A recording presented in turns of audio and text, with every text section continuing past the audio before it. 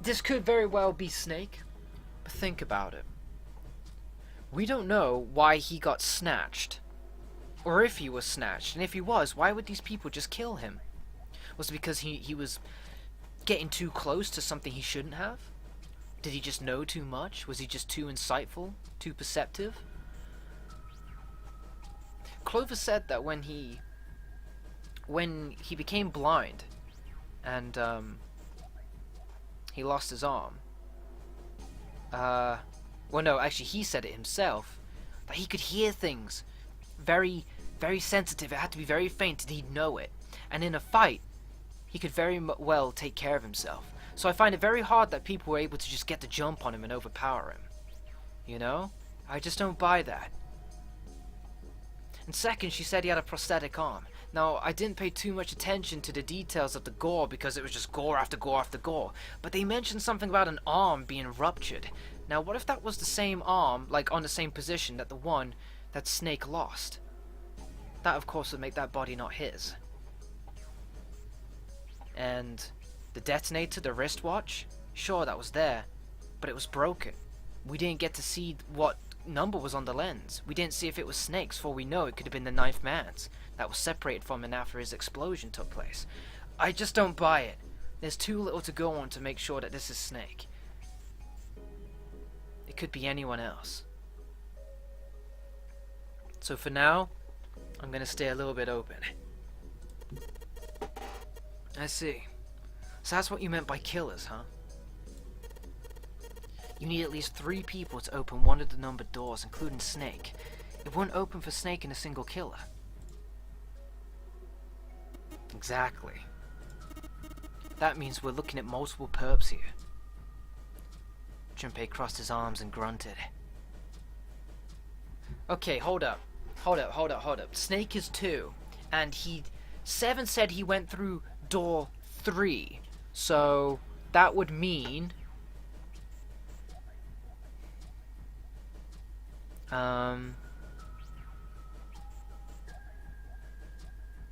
2, 7, 8, 9, 8, 10.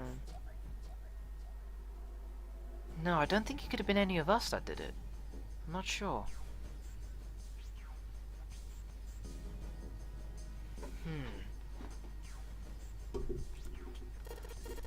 Well, just in case I want to make sure. Let's say you're right. When do you think Snake was killed?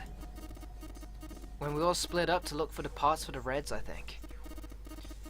Right after that was when we noticed he was gone. Then that means none of us have alibis. We were all off searching the rooms we've been assigned, looking for those parts. Yeah. That means anybody could be a killer. Oh, wait a minute. What are you talking about? June seemed shocked. How can you say one of us is a killer so casually? Well, not just one of us.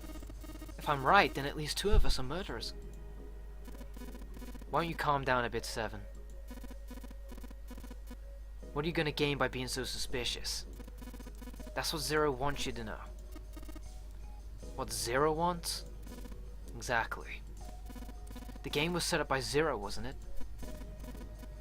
Any game has a winner and a loser. Whoever makes it through door 9 is a winner, and those who don't are losers. Zero is trying to make us fight against one another for that victory. Then you're saying that Zero is trying to split us up by making us fight each other? Yes. That is why we can't let ourselves fall prey to suspicion. We have to trust one another and form a strong bond of friendship. Otherwise we'll end up ensnared by Zero's manipulations. Then does that mean that the person who killed Snake? Yes, almost certainly Zero himself. If there's anyone we should doubt, it should be Zero. He masterminded this game and kidnapped all of us. Doesn't it seem reasonable that we would have killed Snake, that he would have killed Snake as well? Junpei hadn't really considered that. If Zero had killed Snake, then Zero was on the ship with them. Was Zero still on the ship with them?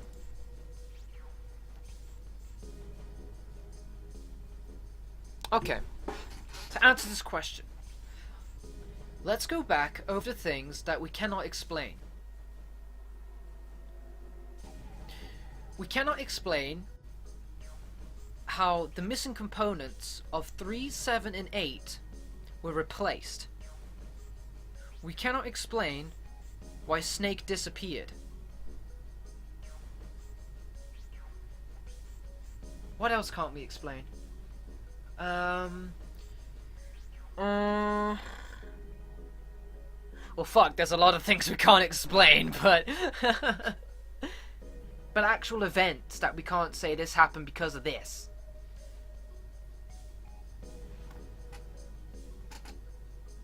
We cannot explain Snake's abduction, and we cannot explain the reactivation of these doors. So, that would lead me to think either at least one of us is very much aware of what's going on, then they're letting on, and they're kind of playing us themselves. Or Zero is here, or maybe it's someone else other than Zero, and not us. This is tough. I'm not sure. I can't say I'm certain of that. I don't know. He wasn't sure. Hey, I'm just wondering about one thing. And what's that? How can you be so sure that Zero's on this ship? Ace's eyebrows shot up. Really, Junpei? I confess I'm a little disappointed. Usually you're rather sharp. Isn't it obvious? Obvious? How so? This ship. Huh? Zero said this ship several times when he addressed us. I'm Zero, the captain of this ship. The purpose of the game is simple. Leave this ship alive.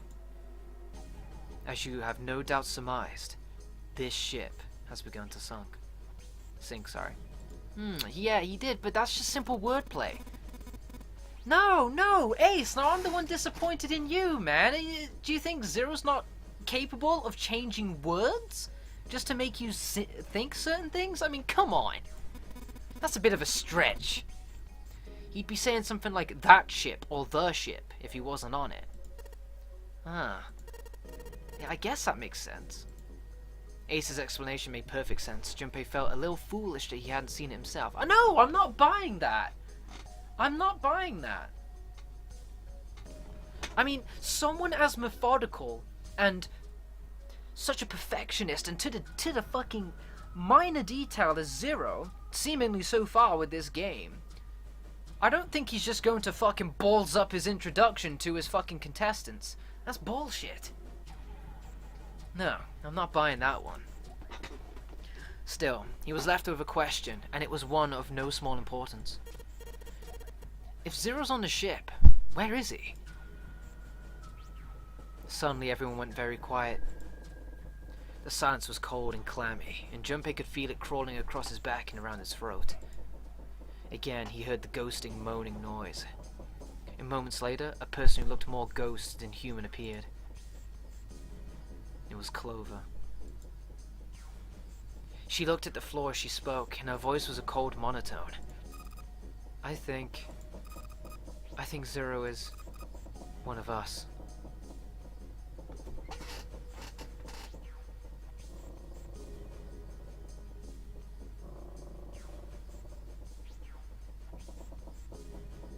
You know, you could be right, Clover. Every human body in the room froze. The only sound was the muffled rustling of breath. Eyes darted from face to face. One of those faces was the face of their jailer. But who? Now, she could either be correct in this, or she could be wrong and playing into the real Zero's hand and further reinforcing this suspicion and making us be divided and fight among one another. Or she could be Zero herself in saying something like that.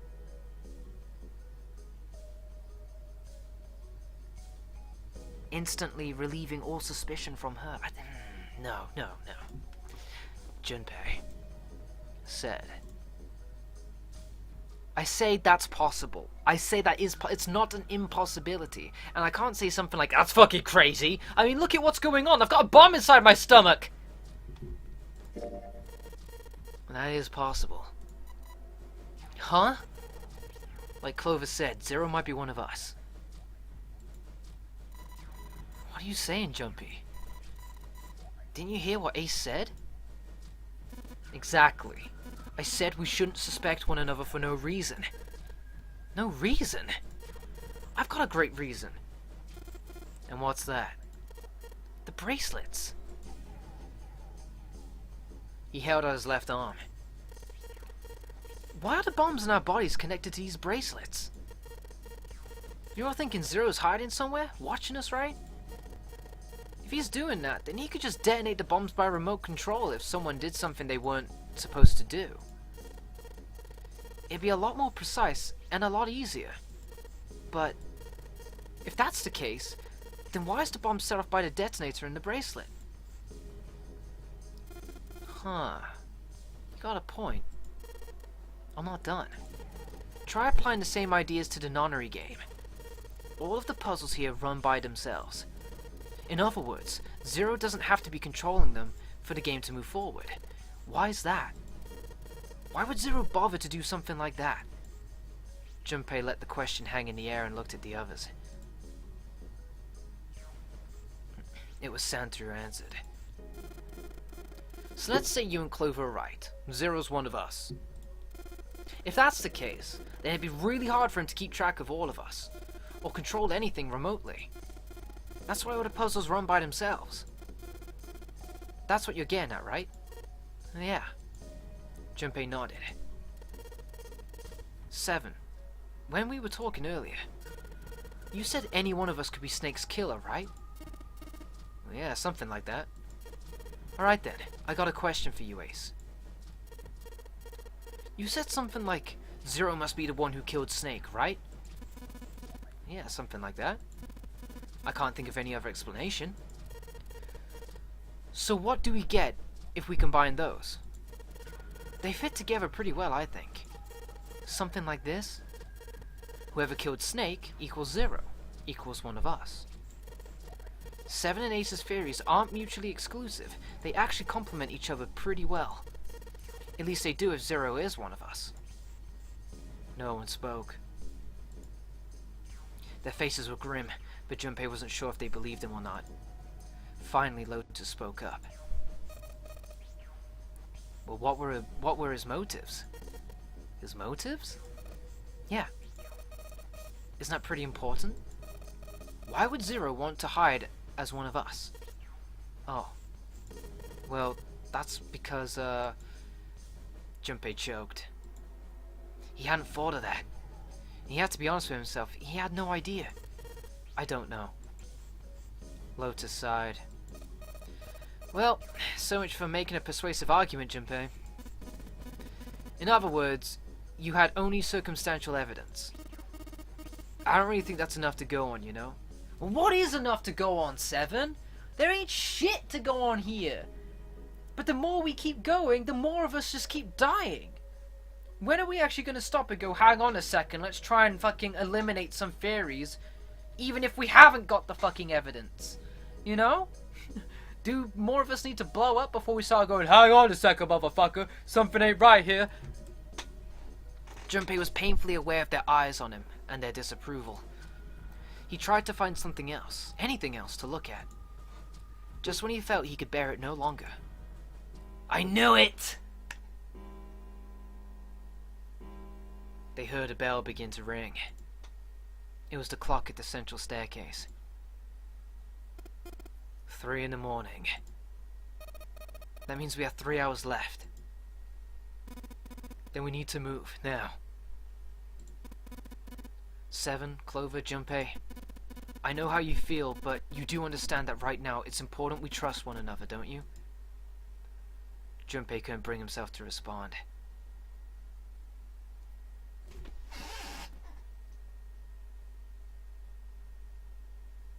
Ace. Bud. I mean, he's correct. Right now, we don't have any hard proof to go on, but something like this so well thought out, a part where you are kidnapped and made a fucking plaything, just a pawn, a tool, in a very twisted game, you're not going to get very hard evidence on figuring out, are you? Because someone who's going to plan this out successfully is going to be very, very precise, very well thought out, have no loose ends, nothing for people to go on and make a substantial case.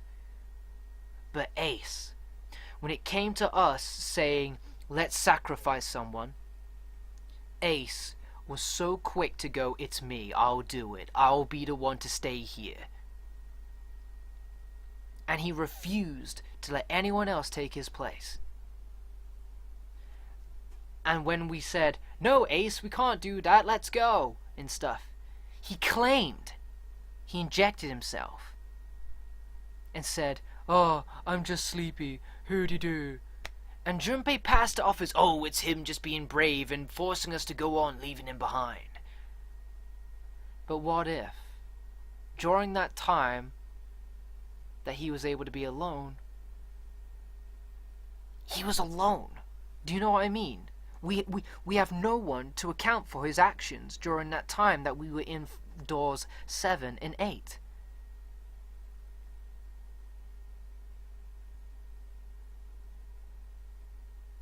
Yeah, I know my chair's pretty squeaky.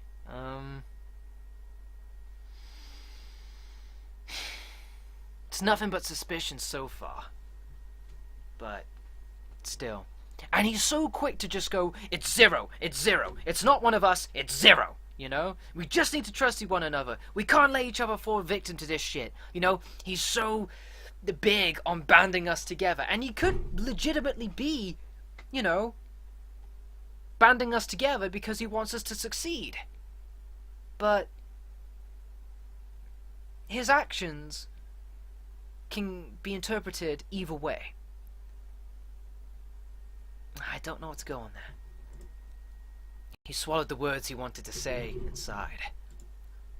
Seven and Clover remained similarly silent. Their eyes were looking at something somewhere else, very far away. We must go. We have very little time left. Ace's words put their feet to moving. They all knew where they were going.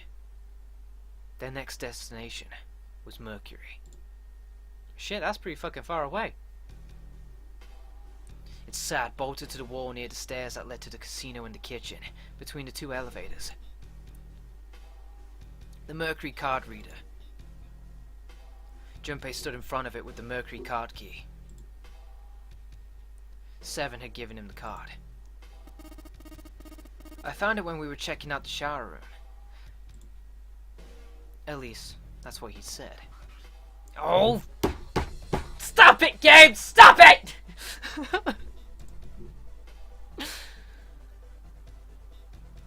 Junpei slid the card through the reader.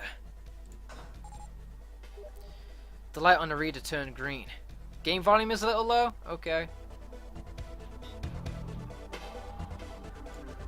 Whoa, how's that? Now they were ready. Junpei and June had been chosen as the investigators. The reasoning being that they had been to E-Deck before, and no one else had. As before, Junpei sent the elevator ahead, to make sure the floor that they were heading to wasn't flooded. As before, the elevator returned as dry as when it had left. Once it had been checked for water, Junpei and June stepped into the elevator. Yeah, it's really good music, isn't it? I wouldn't want you to miss out on it. There were only 2 floor buttons they could push. The C and bottom buttons. The rest were destroyed or did nothing when pushed. Junpei hit the bottom button. The door closed. Slowly they began to move downward. Sometime later, Junpei and June stepped off the elevator and onto the bottom deck. They stepped off and saw that the hallway to their right ended somewhere between 20 and 25 feet from them. The hallway in front of them was a dead end. But not a regular dead end. Shit. This is a numbered door. This is the 8th one we found. There were 2 numbered doors on B deck, near the central staircase. They were doors 4 and 5. There were 3 more numbered doors in a large hospital room. Doors 3, 7, and 8. Junpei and June had found another door on E deck, and Lotus and Santa had found a 7th on A deck. There was a 6 on the door on E deck. And a 1 on the door of A deck. 4, 5, 3, 7, 8, 6, and 1. And now door 2 stood in front of Junpei. There was only one thing it meant. Do you think the next door we find? Yeah, I think so. The next one's gonna be door 9. Despite himself, Junpei felt excited. There was something about that excitement that frightened him as well. He did his best to put it from his mind and headed back to C deck with June. So we found all 8 doors already, excluding the final one. Alright, let's open these up. The pieces of paper they folded up lay on the ground next to Junpei's legs.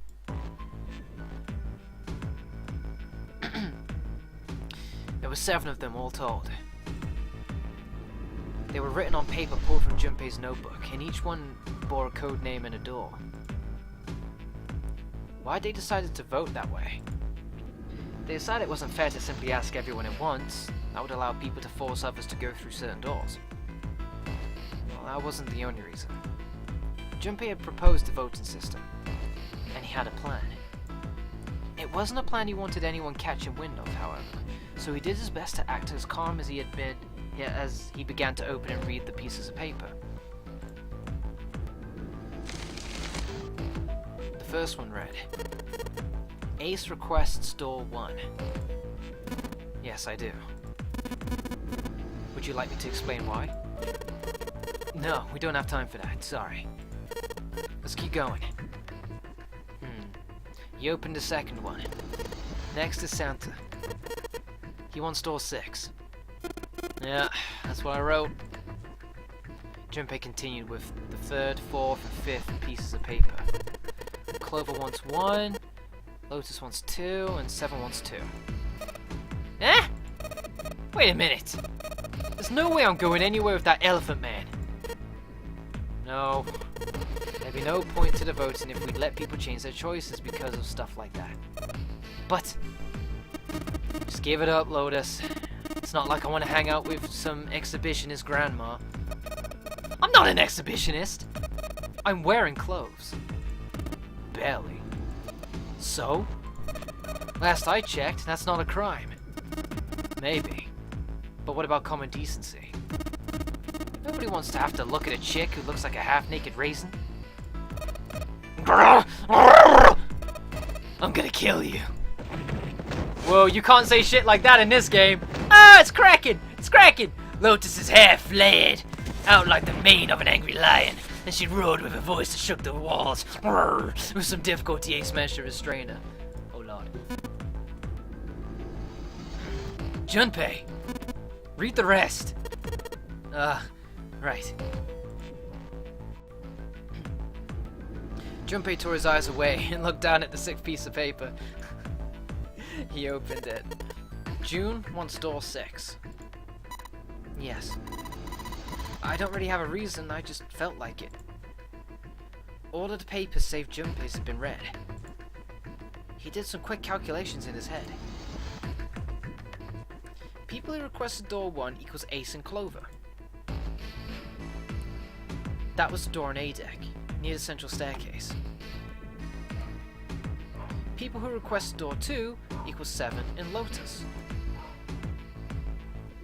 This was the door on the bottom deck, and could be reached by taking the elevator to the bottom of the ship. People who requested door 6 equals Santa and June. This was the door on E deck, and could be reached by taking the elevator near the central staircase down. It took him less than a second to run the numbers. He opened the 7th piece of paper and spoke. Okay, the last one is mine. I want to go through. Ooh! Is he making this one up? Are we just winging this?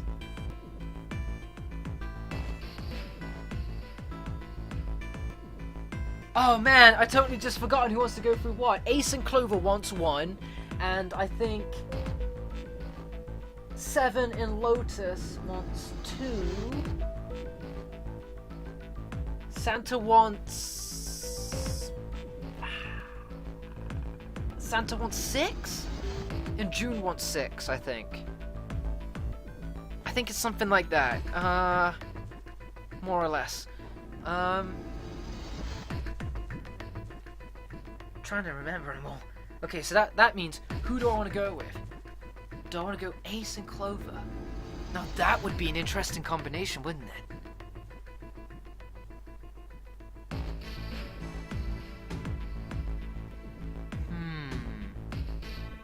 Santa in June? No, I don't think I want to go with Santa in June. But then again, the reason why I don't want to go with Santa in June is because I do not think that June in any way is a threat. And I think that, 1, simply because she's got this very innocent persona. 2, we have history with her, even though it's very vague and I don't know very much. And 3, she seems to be very pro-team. So I kind of feel like she's flying under my radar. Is that something that I want to keep letting go on, though?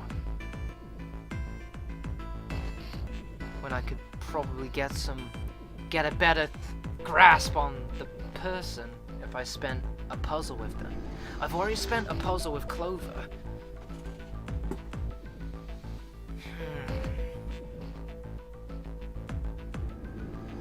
And I've already spent time with Lotus and 7. While I'm sure the puzzle would be funny, I already know them to some extent. I do not doubt Lotus in any way of anything. I don't know why. She just seems like a straight shooter, you know? Like, she's been brutally honest. And that's something that, even though some people may not like to hear, I always at least respect. And I feel I can work with. So I don't worry about that. And I'm sure if 7 does anything suspicious, Lotus will pick up on it in an instant. So I can rely at least on Lotus to kind of do that for me. Damn it! Still, I don't like Ace. I don't like Ace. I just, something about him. My choice is door 1.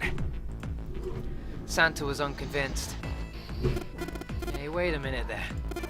You cheating? Cheating?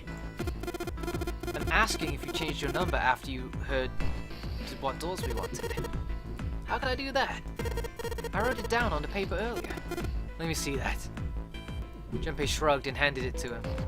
Santa examined it furiously. The others peered at it as well. As they did, Junpei quickly slipped the piece of paper he'd been hiding into his pocket. Although we'd never know it now, Santa had been justified in his suspicions. Junpei had switched papers.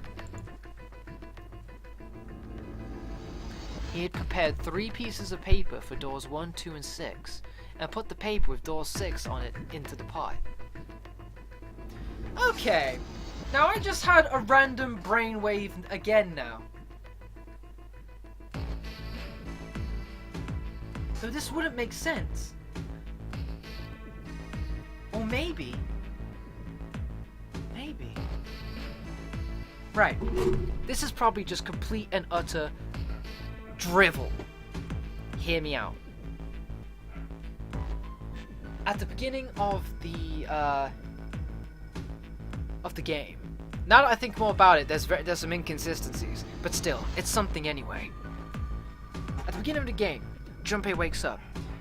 At the beginning, he has no idea what's going on. He looks in the mirror. He barely recognizes himself. Now, no matter how fucked up you are, save for being horribly mutilated, you would always recognize yourself and you wouldn't go, whoa, would you? Really? I mean, really? No matter how much bags are under your eyes, you wouldn't like go, holy shit, who am I? Would you? But yet, he was so, for a moment, kind of like What's going on here? When he saw himself. Maybe I'm thinking too much into that, but that's what happened anyway. And throughout this game, we've been suspecting so many people, and no one has cast suspicion on us. Whenever it comes down to questioning something, we're always so quick to go, but what about this, and this? You know? Well, we're thinking it's ourselves justified, that yeah, this is legitimate things that we're bringing up here. What if it is just Junpei Zero, yeah, purposely just fucking around with the contestants and also us, the player? He's fooling us, the player, as well, even though we are controlling Junpei. That's true. How did June recognize him then? Good shout, Dragons. That's all I'm gonna look at, chat, just in case something gets brought up, but yeah. Perhaps June could be an accomplice? But that awkward meeting of theirs, then that wouldn't occur. Or maybe it's just being played out to the player in a distorted way. Maybe our monitor is broken. Damn it, I don't know. But enough of that for now. He had prepared 3 pieces of paper for doors 1, 2, and 6, and put the paper with door 6 on it and into the pot. And right now we're manipulating people. We're playing them as we want to. But us, the player, is like, that's okay, we're doing this because we have legitimate concerns and suspicions that we want to figure out and put, you know, closure on. But what if that's not what Junpei's intentions are? I don't know. He put a small mark on it, so that he would know which one was his. He put the paper that said door 1 in his left hand and the paper that read door 2 in his right.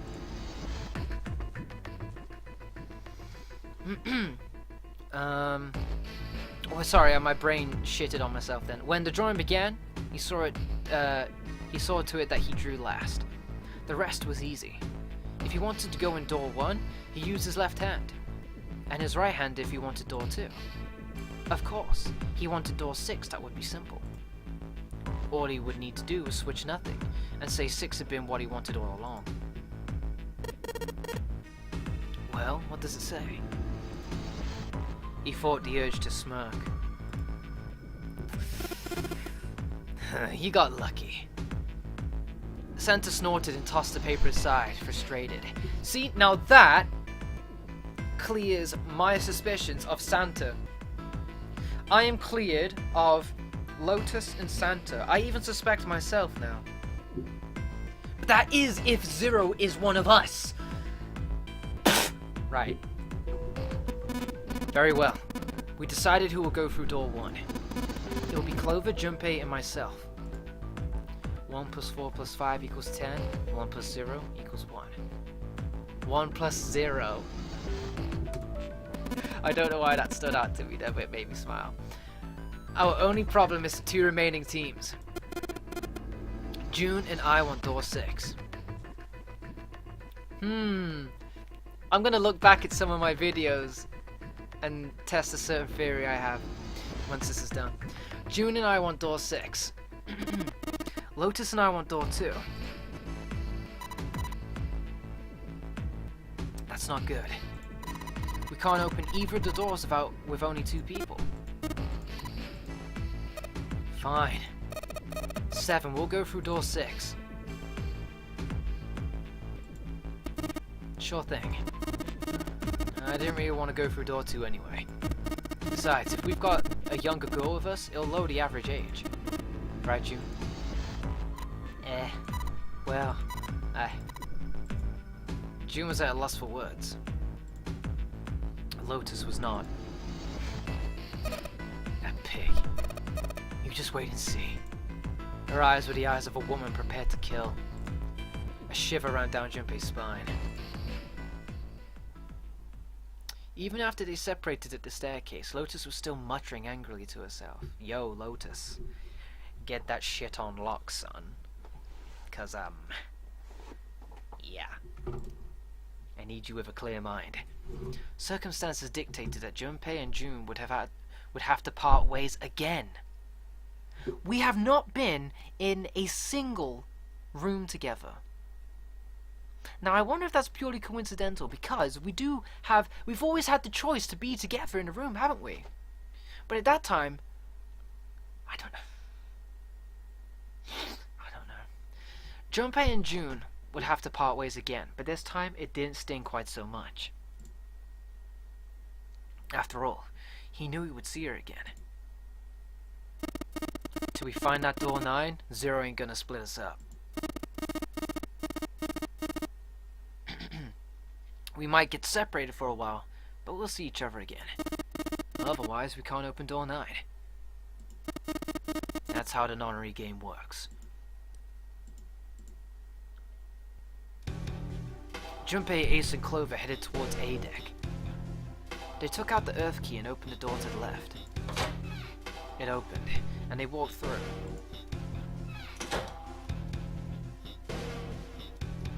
It was just as Santa and Lotus had said.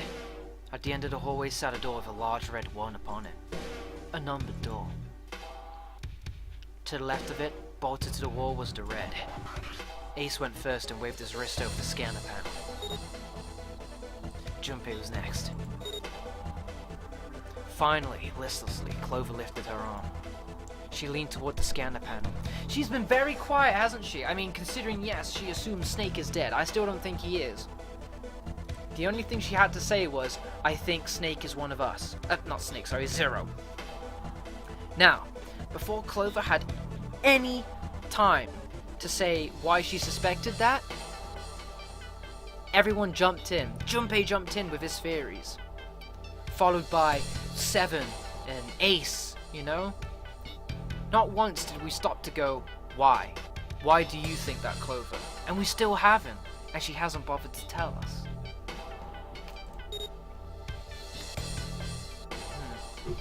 The third asterisk clicked to life, shining brightly. Ace took hold of the lever. He took a deep breath and turned to Junpei and Clover. Are you ready? Shall I pull it? Yeah, anytime. Clover said nothing. She nodded, little more than a lethargic twitch of the head.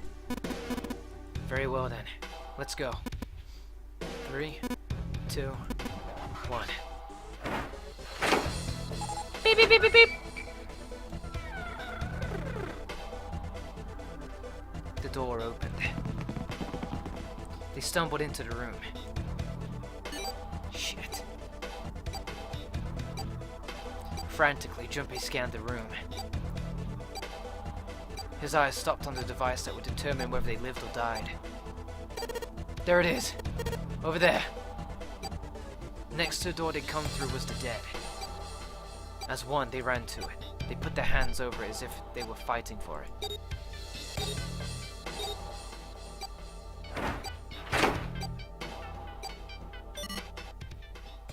Sweet. It stopped. Yeah, it did. Junpei could feel his heart pounding against the inside of his ribs. Ace and Clove were breathing hard and fast. It was the third time they'd been through the process, but they had yet to grow accustomed to it. Not that Junpei wanted to. He planned to finish this game before he got a chance to let imminent death become commonplace. Junpei looked around again, this time more slowly. Right, 1, 2, 3.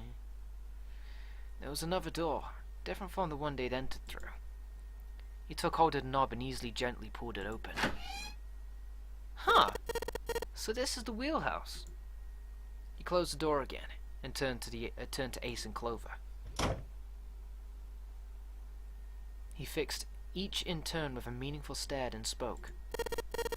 Ace, you investigate the wheelhouse next door. Very well. Clover, you're in charge of this room. Say something. Okay, I will. Alright then, let's get started.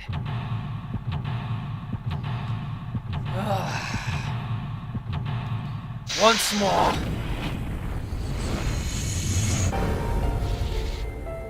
We must seek a way out. Ugh. Okay, this is quite a haunting soundtrack. A light. Looks kind of like a wilted flower. A chair. A chair? Clover isn't talking much. I guess that's understandable. I mean, she has been through a lot. Really, it's more surprising that she's still together enough to talk at all. Map, sweet. Nautical charts. A part's been ripped off. I think this is a nautical chart? There's this line on it. Here. I think the line is the route the ship is supposed to take. There are these dots all over the map.